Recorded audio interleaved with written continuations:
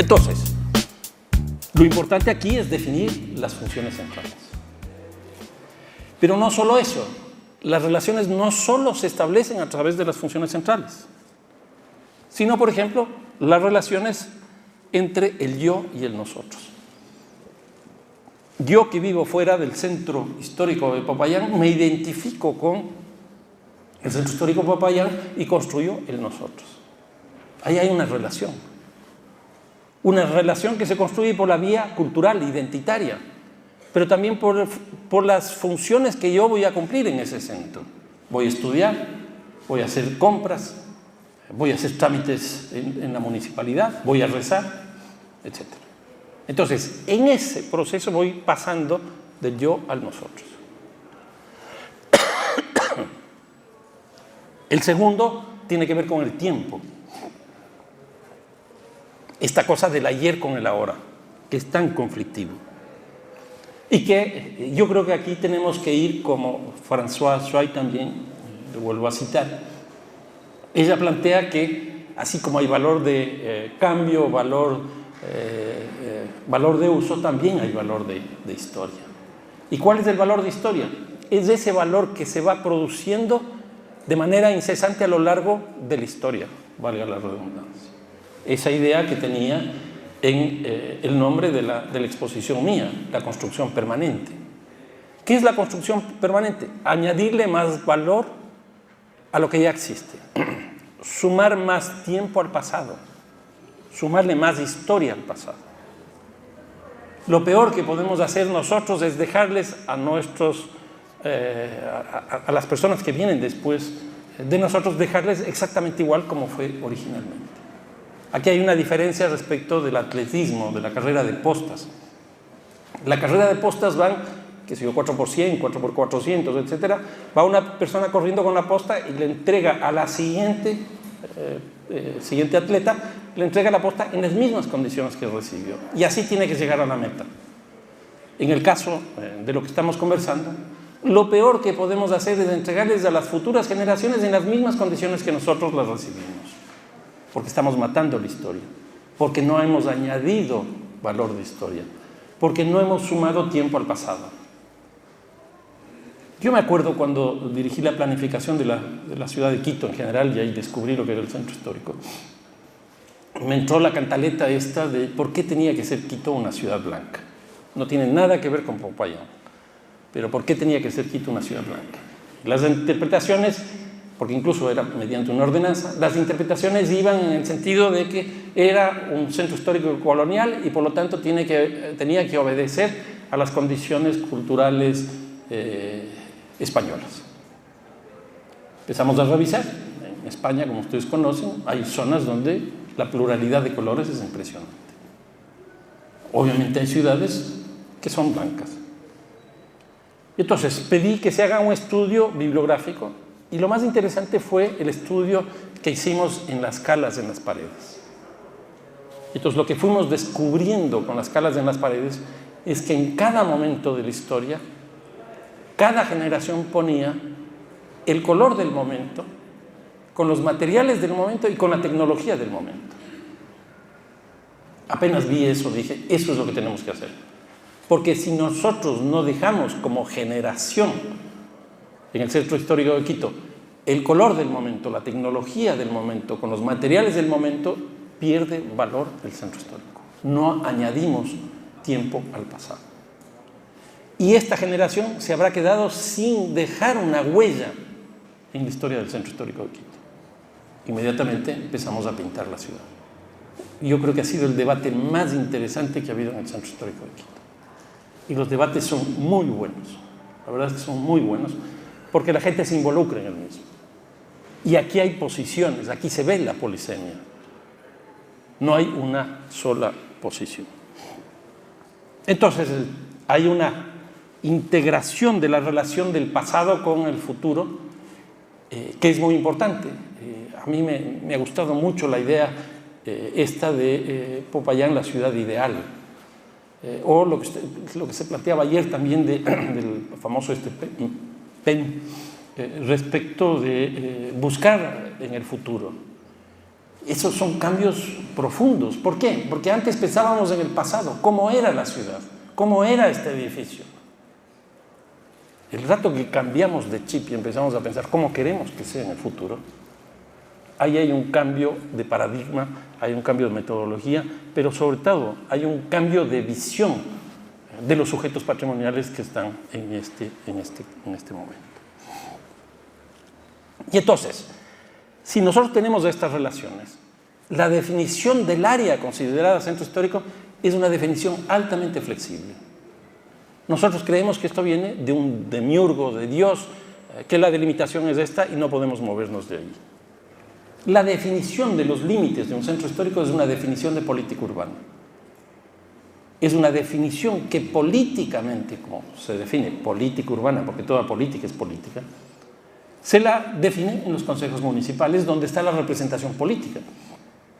Entonces, ahí podemos cambiar los límites, pero tienen que ser cambios con perspectiva, cambios con contenidos históricos, etc.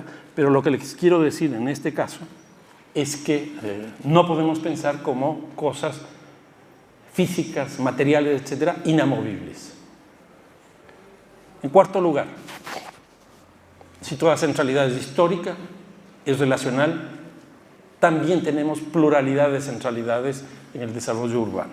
Y aquí, básicamente, podemos encontrar tres tipos de ciudades, de centralidades, perdón. Una es la centralidad fundacional, que, por ser ciudad fundacional, tiene la mayor noción de antigüedad.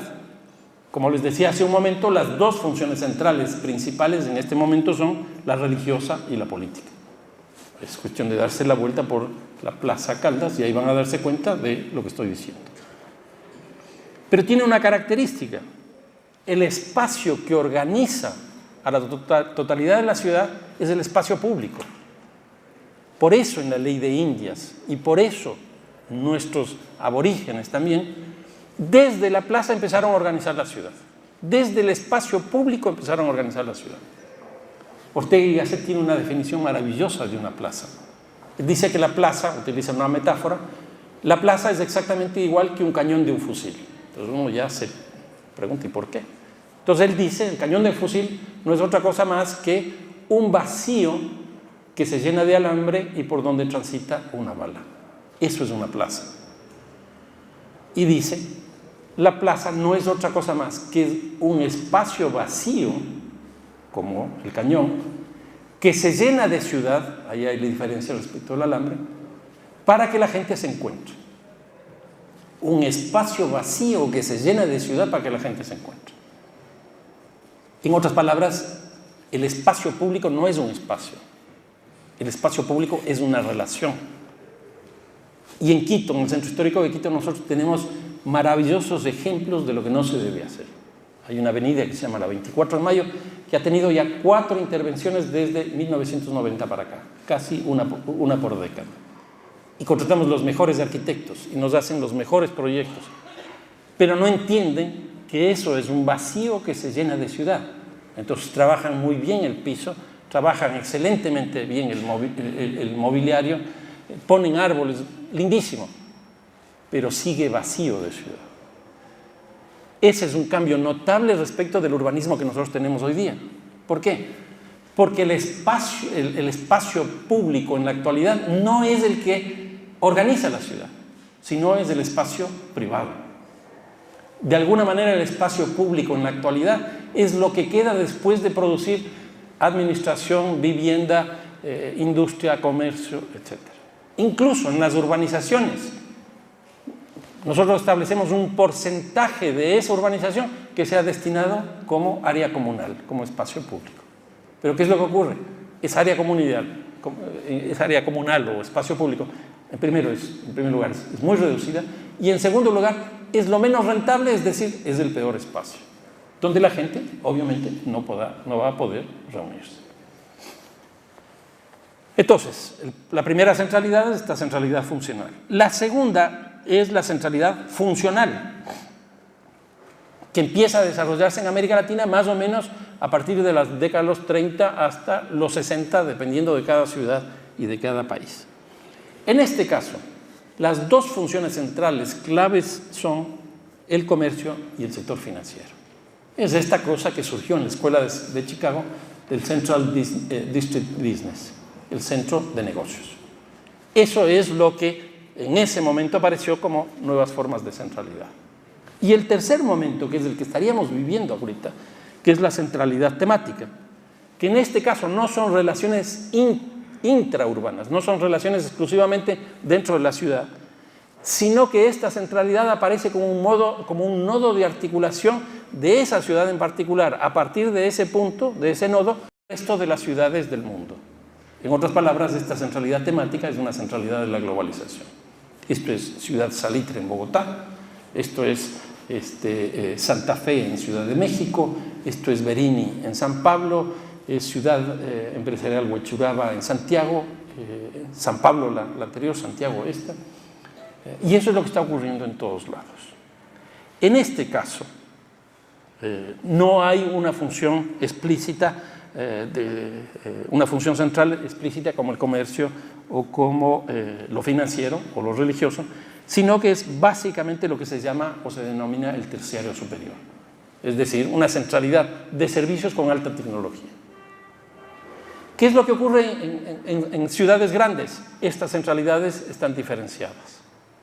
Es lo que les decía, en Ciudad de México, aquí está la centralidad funcional fundacional alrededor del Zócalo, está la centralidad funcional con el comercio, finanzas, etcétera, en lo que llaman ellos la zona rosa, y esta centralidad temática o nodal en el caso de Santa Fe. Eso ocurre en las grandes ciudades. Lo mismo pasa en San Pablo, en Bogotá, Santiago, Quito, Lima, etcétera. ¿Qué es lo que ocurre en ciudades intermedias? Probablemente estas tres centralidades estén en el mismo espacio.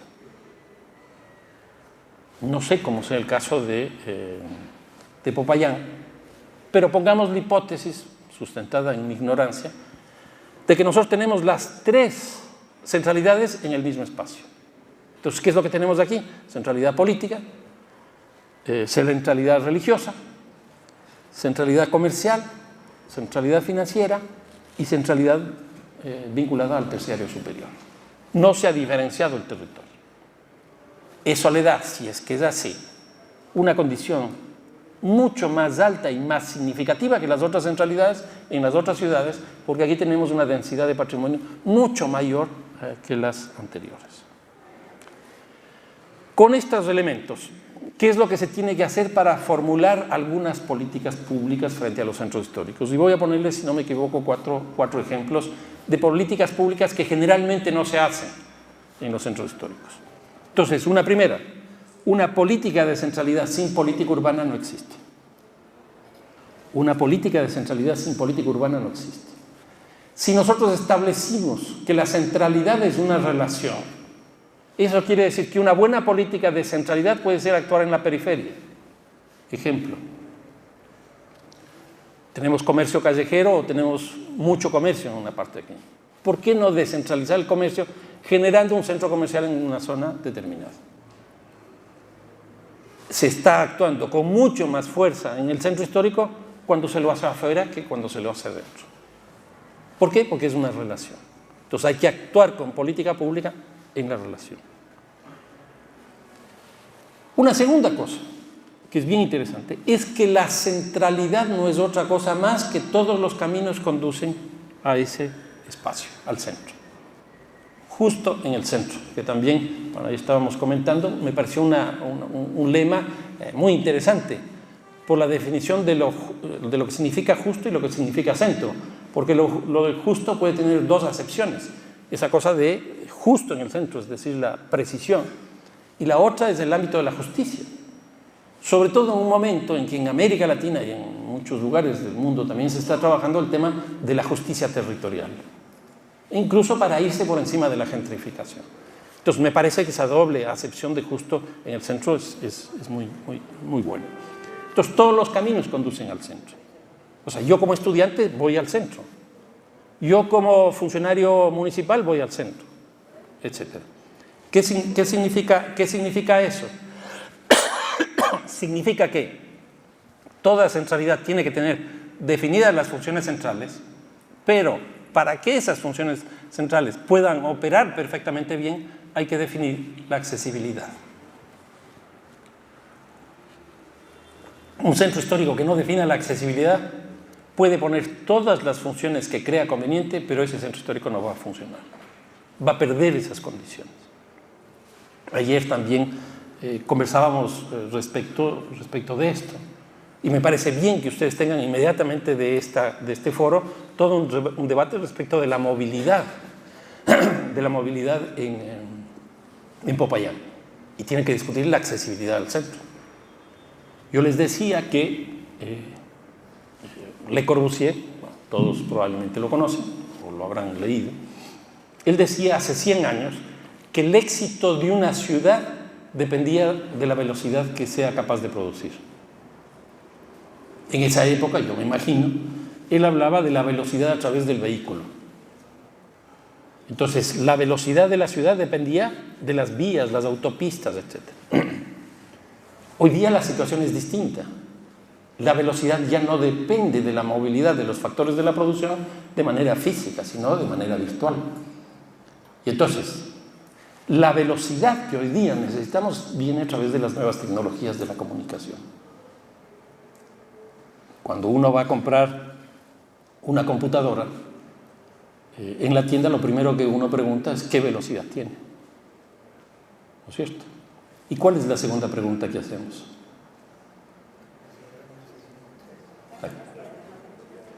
La memoria. ¿No se les parece eso a un centro histórico? Pero no metemos computadoras en los centros históricos, no metemos nuevas tecnologías a los centros históricos. Las computadoras no son más que dos cosas: velocidad y memoria, o sea, capacidad de almacenamiento, densidad de patrimonio que incorpora. Un centro histórico de alguna manera es eso. Entonces Le Corbusier todavía tiene vigencia, pero hay que interpretarle, ya no es a través del automóvil, es a través de las nuevas tecnologías de la comunicación.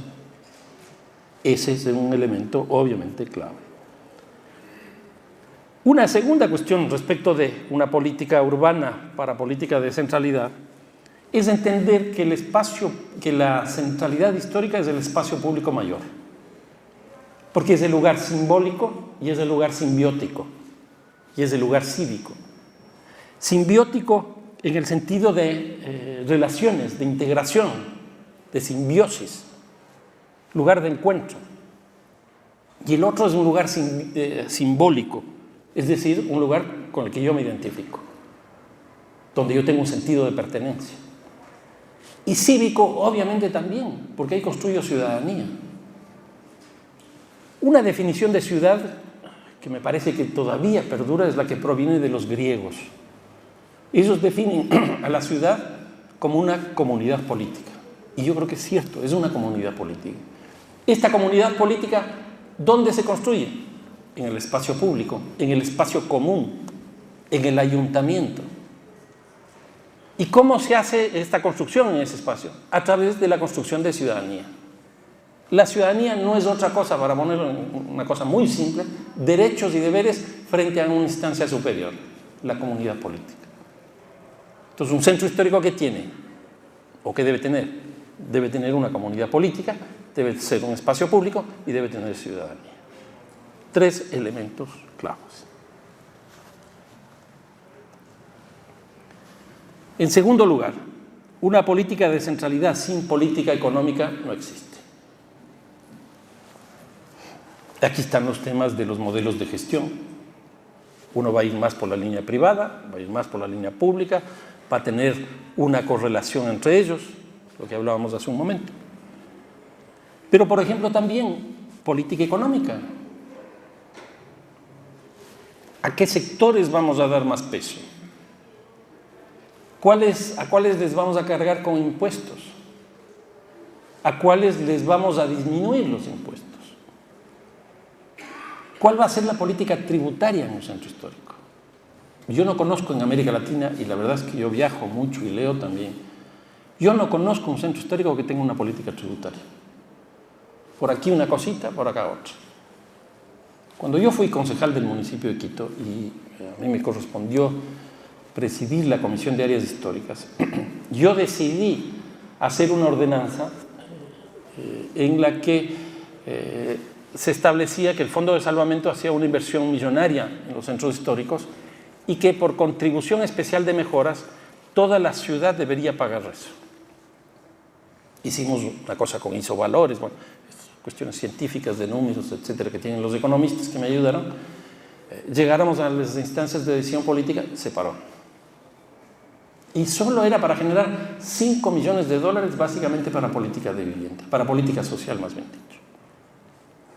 Y ahí me di cuenta de esto.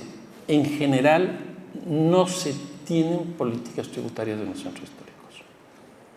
Lo que se tiene como política principal en los centros históricos es la política del sombrero. Vamos a pedir un crédito al BID, por ejemplo, o vamos a pedir donaciones a la empresa privada, por ejemplo, en eso American Express da muchos recursos, McDonald's da muchos recursos, porque es increíble la estrategia de comercialización que tiene McDonald's, se ubica en los lugares más simbólicos de las ciudades donde va, y a partir de eso obviamente genera todo un proceso de ubicación de nuevos restaurantes en otros lugares, pero llega primero al espacio público en los centros. Entonces, obviamente, cuando nosotros decimos queremos hacer esto y cuesta esto, nunca sabemos decir de dónde vamos a tener esos recursos, a no ser que le vamos a pedir al gobierno nacional, vamos a pedir al BID o vamos a pedir a una empresa privada, donaciones. Entonces, yo creo que es absolutamente necesario tener un presupuesto de ingresos y egresos, porque en esa política presupuestaria están muy claramente definidas, o deberían estar muy claramente definidas, las políticas económicas. La tercera es que una política de centralidad sin política social no existe. Por ejemplo, vinculados a los grupos poblacionales, los grupos etarios. Aquí es bien interesante. Los jóvenes no se identifican con los centros históricos. No se identifican. ¿Quién se va a identificar siendo joven con lo viejo? Si además es sucio, si además está mal iluminado, etcétera, etcétera. Aquí les cuento una anécdota. No hace mucho tiempo salí con unos amigos al Centro Histórico de Quito, les dije vamos a ver las cosas que se están haciendo en las iglesias, en el espacio público, etcétera. Íbamos ya como una hora, éramos 3 parejas con los respectivos hijos porque queríamos hacerles esta práctica de civismo. Llegamos allá, estuvimos un poco más de una hora y uno de los muchachos, el mayor, hijo de un amigo mío, se regresa donde el papá y le dice, papá, ¿a qué hora regresamos a Quito? Y esa es la realidad. Un día apareció una discoteca en el Centro Histórico de Quito. Los jóvenes volvieron, pocos. Y yo creo que tenemos que pensar por grupos etarios. Los centros históricos para las mujeres no existen, para los niños no existe, para los jóvenes no existe. Hay que pensar los centros históricos desde la perspectiva de los grupos etarios, pero también tenemos que pensar desde la perspectiva de género, de la perspectiva étnica, sobre todo en ciudades como las nuestras, Quito, Popayán, etc. Y uno de los problemas más graves que están viviendo nuestras ciudades, en general en América Latina, es el despoblamiento de los centros históricos. Los centros históricos hasta la década de los 90, por estas oleadas migratorias, fueron espacios de concentración de los sectores populares. Pero a partir de eso empezaron a ser expulsados. Y entonces aquí tenemos que pensar sin duda en políticas de vivienda. Serán, como ya ocurre en casi toda América Latina, a través de subsidios, será a través de precios, será a través de producción de hábitat. Yo creo que tenemos que empezar a pensar. La vivienda ha sido pensada en general como vivienda nueva. Y hasta ahora las políticas públicas de vivienda en nuestros países están destinadas a vivienda nueva y en espacios de la periferia porque ahí los precios del suelo son más bajos. Hay que obligar a los ministerios de desarrollo urbano y vivienda en nuestros países a que empiecen a pensar la vivienda en los centros históricos. Y obviamente está el tema de la participación. Aquí tenemos que tener claro un mapeo de actores, cuáles son los sujetos patrimoniales. Hay sujetos patrimoniales internacionales, hay sujetos patrimoniales nacionales, de la ciudad, vinculados al capital, vinculados a la cultura, etcétera, con los cuales tenemos que identificar para ver cómo construimos esa participación. En cuarto lugar, una política de centralidad sin tecnología no es conveniente. Lo que les decía hace un momento, retomando las palabras de Le Corbusier. Trabajar mucho con los blogs, con las portales, las nubes, la reducción de los territorios distantes, la accesibilidad que es tan importante. Lo que les decía en el caso de Quito, entre 350 y 400.000 personas llegan al centro histórico. Probablemente si nosotros metemos tecnología van a llegar 100.000 menos. Habrá que hacer esos cálculos. Porque yo ya puedo hacer mis trámites municipales no yendo físicamente, sino puedo hacerlos por esta vía. Los trámites financieros lo mismo y así sucesivamente. Y uno último que me parece clave en el caso de ustedes y en general de todos los centros históricos es que una política de centralidad sin turismo pues también tiende a fracasar, porque el turismo de todas maneras va a existir. Ahora, lo que sí creo es que hay distintos tipos de turismo, dependiendo de los tipos de centralidades.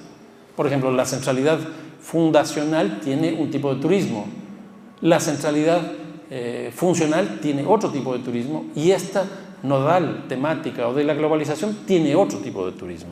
Entonces uno tiene que pensar por tipos de turismo, por tipos de centralidad, tipos de turismo, y si están unidas por ese sistema, y si están separadas, construir un sistema de centralidades alrededor del turismo. Ahora, aquí con las nuevas tecnologías se está produciendo un cambio sustancial en el turismo. Y esto es lo que yo llamo la época del turismo más fuerte, que nace a partir más o menos de la década de los años 50 en América Latina. Provenía de la lógica de la postal, que digo yo. Es esta cosa de llegar a una ciudad y comprar la postal de la iglesia. Entonces uno ponía a la novia, te quiero mucho, estoy en tal lado, etc. O a la madre, te extraño, no sabes cuánta falta me haces, en fin, todas esas cosas. Y lo interesante de eso es que inmediatamente que llenábamos esta postal con este monumento, poníamos en el correo y probablemente nosotros llegábamos antes de que llegue la postal. Hoy día la cosa es totalmente distinta. Ya no es la lógica de la postal, sino la lógica del Google Map. ¿Por qué? Porque hoy día en casi todas las ciudades, y en muchas, Google sigue trabajando, en Google Maps nosotros ya tenemos un mapeo de las zonas de turismo más importantes. Entonces, ¿qué es lo que tenemos ahí? Tenemos iglesias, plazas, restaurantes, etc. Uno puede, a través de Google Maps, recorrer tal calle donde están los restaurantes, ver precios, ver menús y escoger. Entonces, ¿qué es lo que produce esto? Produce, siguiendo a García Márquez, la crónica de un monumento anunciado. ¿Por qué? Porque cuando yo llego a Popayán, yo ya sé la historia de la plaza, yo ya sé la historia de la iglesia, yo ya conozco la historia de este Paraninfo, etc. Y la conozco probablemente más que el guía turístico. El guía turístico es un ser que algo conoce de historia, pero sobre todo es un tipo simpático que inventa la historia. Y obviamente todos los turistas salimos felices con el guía turístico. Pero cuando ya yo he entrado al Google Maps y he visto la historia de la iglesia y él me empieza a contar, yo ya le cuestiono. Eso no es así, no es esa la fecha, no son esos los materiales. No es la congregación religiosa que tú dices. Entonces se produce un conflicto. Y el guía tiende a desaparecer por el peso que tiene esto. Ahora, ¿cuál es otra cosa que trae estas nuevas tecnologías de la comunicación? Nosotros creemos que ese turismo se queda en los centros históricos. Nada más lejano a la verdad. Para empezar, hoy día tenemos operadores turísticos tipo, qué sé yo, despegar.com, Booking, Expedia, miles de estos. De una investigación que yo hice en el caso de Quito, estos operadores se quedan más o menos entre el 30 y el 40%. Pero no del pasaje, sino que es del pasaje, del hotel y probablemente algunas otras actividades que uno haya comprado. En segundo lugar, estos operadores turísticos trabajan con operadores nacionales. Y esos operadores nacionales son ciertas cadenas, qué sé yo, Hilton, Marriott, etc., que se llevan los recursos. Y finalmente lo que queda algo es venta de algo de artesanías, algo de comida. Ahora, lo más interesante de esta presencia de la tecnología es que en la época de la tarjeta, de la lógica de la postal, dentro de los sentidos, de los 5 sentidos, aunque el otro día me decía que son 9 los sentidos, pero dentro de los 5 sentidos que por lo menos creo yo tener, el olor, el olfato, la vista, etcétera, el tacto, todo eso. El turismo era básicamente visual. Pero con esto yo ya veo en el Google Maps. Y entonces lo que está pasando hoy día es que hay una asociación muy grande entre turismo y culinaria. Y esto les digo porque ustedes, de lo que he escuchado, ustedes están con una política frente a la culinaria muy fuerte. Y esto tiene que ver, básicamente creo yo, es una hipótesis, por el cambio del tipo de turismo. Porque hoy día nos interesa menos ver, porque ya hemos visto, y mucho más sentir los olores, los placeres de la comida que nos muestran la condición histórica. Ahora, aquí tenemos un problema, que ocurren muchas de las cosas. Hay una especie de globalización de la cultura que tiende a homogeneizar. Entonces terminamos haciendo los platos internacionales que ese segmento internacional demanda. Que esa es la lógica de la franquicia. Entonces yo, qué sé yo, turista gringo, vengo a comer acá en McDonald's. Y entonces yo sí creo que aquí hay que contraponer a esa lógica de la franquicia la lógica cultural local. En otras palabras, así como presentamos las características maravillosas de la arquitectura y el urbanismo local, debemos hacer exactamente igual con la comida.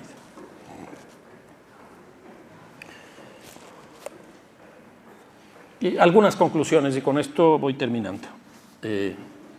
Retomando algunas cosas. La centralidad es histórica y tienen historia. Y sobre todo esto segundo es importante, tiene historia. Hay que estar permanentemente produciendo historia. No se olviden de la idea esta de las escalas y la necesidad de que toda generación deje su impronta, toda generación deje su huella. ¿Qué es lo que corresponde hoy día? Esa sería un poco la pregunta. ¿Qué es lo que nos correspondería a nosotros dejar como suma de valor, como suma de tiempo al pasado? El tema de los sujetos patrimoniales, a mi manera de ver, es clave. Si nosotros no trabajamos sujetos patrimoniales, probablemente haremos cosas aisladas interesantes, pero no más allá de eso. Si nosotros queremos tener un proyecto comprensivo, un proyecto integral, tenemos que incorporar a los sujetos patrimoniales porque ahí está el elemento principal de las políticas públicas. Y quizás una última pregunta, que es una pregunta típicamente quiteña, que es un momento hablaba con alguien que me decían que el modelo de Quito es una maravilla. Yo soy de alguna manera culpable de esa maravilla, pero yo soy muy crítico hoy día. Soy muy crítico. Lo que les decía al principio, Quito es una ciudad patrimonio de la humanidad, primero en la lista, que para nosotros es un orgullo, en la lista de la UNESCO. Segundo, construyó un modelo, yo diría, más ficticio que real, y lo hizo a través del BID, que nos presentó al mundo como lo que hay que hacer. Pero como resultado de eso, 18 años después, lo que les decía hace un momento, Quito ha perdido el 42% de su población. Y la pregunta clave aquí es si Quito es un patrimonio de la humanidad o es un patrimonio del mercado. Yo creo que eso debemos pensar permanentemente.